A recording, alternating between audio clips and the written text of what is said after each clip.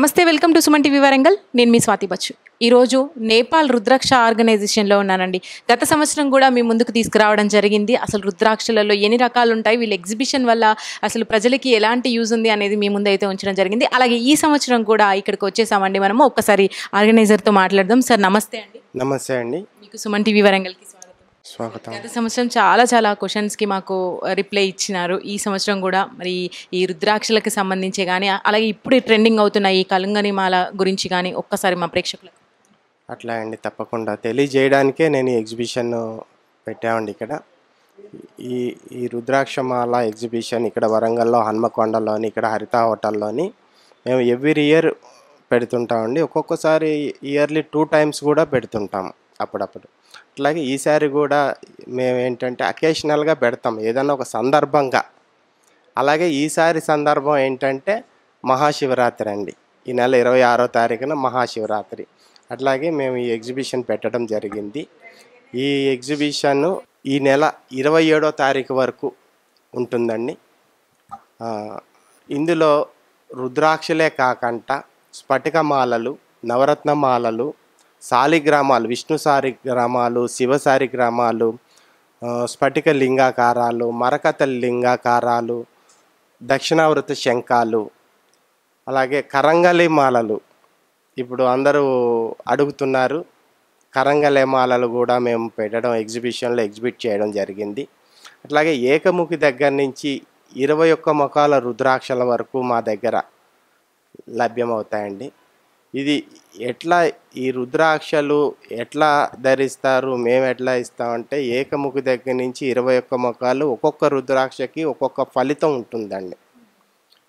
ఎవరైనా పుట్టిన తేదీని బట్టి జాతకాన్ని ఎవరైనా కస్టమర్ ఎలా వేసుకోవాలి, మేము ఎలా ధరించాలంటే మేము వాళ్ళకి చెప్తాం. ఇట్లా డైరెక్ట్గా మా దగ్గర ఇట్లా లిటరేచర్ ఉంటుందండి. ఏకముఖి దేనికి పనిచేస్తుంది, ద్విముఖి దేనికి పనిచేస్తుంది, అట్లాగా అష్టముఖి దేనికి పనిచేస్తుంది అని లిటరేచర్ ఉంటుంది. మరి ఇవన్నీ ఉన్నాయి కదండి, అంత లిటరేచర్ ఉంది, అన్ని ఫలితాలు బాగానే ఉన్నాయి. మేము ఎట్లా ధరించాలి, మాకేది సూట్ అవుతుందో అంటే అప్పుడు జాతకం చూసి ఆ డేట్ ఆఫ్ బర్త్ని విశ్లేషించి, జాతకాన్ని విశ్లేషించి, తిథి నక్షత్రాలు చూసి, అంటే ల్యాప్టాప్లో అవేం చూడమండి, మాకున్న పరిజ్ఞానాన్ని బట్టి మేము ఆ రోజు పంచాంగానికి వెళ్ళి డేట్ ఆఫ్ బర్త్ ఇచ్చినామంటే ఆ రోజు పంచాంగానికి వెళ్ళి ఆ జాతకానికి ఏ రుద్రాక్ష వేసుకుంటే అతనికి సత్ఫలితాలు కలుగుతాయి అనేది మేము చెప్తామండి.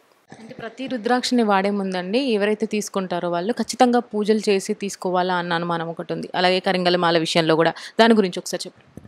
రుద్రాక్షకి పూజ చేయాలండి. ఇప్పుడు రుద్రాక్ష తీసుకుంటాం, ఏకముఖియో ద్విముఖియో సప్తముఖియో ఏదో తీసుకుంటారు, మాలతో పాటు తీసుకుంటారు. అది శివాలయానికి వెళ్ళి అభిషేకం, గోత్రనామాలతో అభిషేకం చేసి ధరిస్తే మంచిదండి. తీసుకున్న తర్వాత అభిషేకం పూజ చేయించి ధరించమని చెప్తామండి. అట్లా చేయించాలి కూడా, అట్లా ధరించాలి కూడా. అంటే ఇప్పుడున్న జనరేషన్ ప్రకారంగా చిన్న వయసు నుంచే కూడా చాలామంది కూడా ఈ ధ్యానాలకి సంబంధించిన వాటి మీద మొగ్గు చూపుతూ ఉంటారు. అంటే వాళ్ళకి ఏం చెప్తారు, ఇప్పటి నుంచే వాళ్ళు అన్ని ఫాలో అవ్వాలంటే వాళ్ళు ఎలాంటివి చూస్ చేసుకుంటే మాలలు కానీ అవి, దాని గురించి చెప్పండి. అంటే చిన్నపిల్లలు ఇప్పుడు కరంగలి మాల ఉందండి. ఇప్పుడు అంతకుముందు నేను ఏమి ధరించాలండి, ఏమి వేసుకుంటే బాగుంటుందని అడిగేవారు. ఇప్పుడు మన సలహా అవసరం లేదండి. అంతా వాళ్ళకి మనం ఇక్కడికి వచ్చి తెలుసుకునే అంత అవసరం లేదండి వాళ్ళకి, యూత్కి. వాళ్ళే యూట్యూబ్లోని వేరే ప్రచార మార్గంలో చూసుకొని కరంగలేమాలు ఇవ్వండి, స్ఫటికమాలు ఇవ్వండి అని వాళ్ళే చూస్ చేసుకుంటున్నారు. ఇక్కడికి వచ్చి వాళ్ళే తీసేసుకుంటున్నారు. ఇదివరకు అంటే మనం యూత్కి కొద్దిగా చెప్పవలసి వచ్చేది, ఇట్లా కాదు, ఇట్లా ఇది ధరించండి, ఇది ధరించండి. ఇప్పుడు మనల్ని అడగట్లేదండి, వాళ్ళే కరంగలేమాలు ఉందా అని అడుగుతున్నారు. ఉందంటే నాకు 8mm ఇవ్వండి, 6mm ఇవ్వండి అని అడుగుతున్నారు. మేము కూడా అట్లాగే ఇస్తున్నాం, వాళ్ళనే మేము ఫాలో అవ్వడం జరుగుతుంది. అంత లాస్ట్ క్వశ్చన్ అండి, అంటే స్ఫటికలింగం గురించి కూడా, అంటే లింగం ఉంటే కంపల్సరీగా ఇంట్లో ప్రతిరోజు అభిషేకం చేయాలి అన్నది ఒకటి ఉంటుంది. మరి దాని విషయంలో మీరు ఏమంటారు, కంపల్సరీ? స్ఫటికలింగం అంటే సైజు కూడా ఇక్కడ ఉంటుందండి. చిన్న సైజు అయితే ఇంట్లో పూజించవచ్చు. కొంచెం పెద్ద సైజు ఎవరన్నా ఇంట్లో ఉంచుకున్నారంటే, అది పెట్టుకున్నారంటే పూజ చేయాల్సి వస్తుందండి. అభిషేకం చేయాలి, నైవేద్యం పెట్టాలి స్ఫటికలింగానికి. అట్లా చేసేటట్టయితే ఆ గృహానికి అన్ని విధాల శ్రేయస్కరంగా ఉంటుందండి. ఇప్పుడు 27th వరకు హరిత కాకతీయలో మీది రన్ అవుతుంది కదా ఈ ఎగ్జిబిషన్ అనేది. ఆఫ్టర్ దట్ ఎవరైనా కస్టమర్స్ మిమ్మల్ని అప్రోచ్ అవ్వాలంటే మీరు ఎక్కడ ఉంటారు ఏంటి అనేది ఒకసారి డీటెయిల్గా చెప్పండి. మాది హైదరాబాద్. నా పేరు దుర్గా ప్రసాద్. నేను గత 14-15 ఏళ్ళుగా ఇదే హరిత హోటల్లో ఎగ్జిబిషన్ పెడుతున్నాను Warangal హన్మకొండలోని.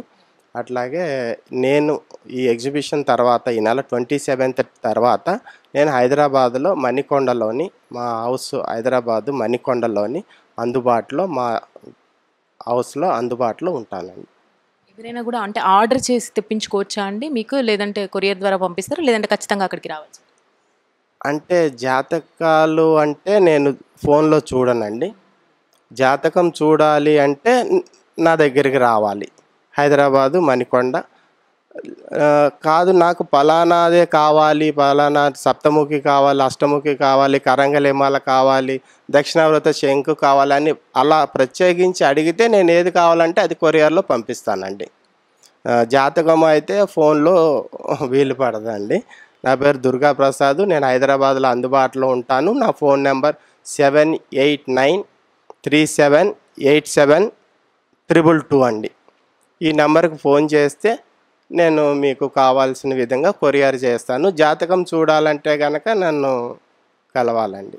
Thank you so much అండి, చాలా చక్కగా వివరించారు మాకు. సో విన్నారు కదండి, ఇక్కడ హరిత కాకతీయ హోటల్లో ఇప్పుడు శివరాత్రి వరకు కూడా ఈ ఎగ్జిబిషన్ కండక్ట్ అవుతూ ఉంటుంది. రుద్రాక్ష నేపాల్ రుద్రాక్ష ఆర్గనైజేషన్ వాళ్ళ తరపున ఒకసారి మీరు వచ్చి విజిట్ చేయండి, మీకున్న డౌట్స్ని క్లారిఫై చేసుకోండి. అలాగే మీరు ఒకవేళ తర్వాత కూడా మీరు ఏదైనా తెప్పించుకోవాలనుకున్నా కూడా ఇక్కడ వీరు చెప్పినట్టుగా ఆ అడ్రస్ ఏదైతే పొందుపరుస్తామో దానికి కాంటాక్ట్ అవ్వచ్చు.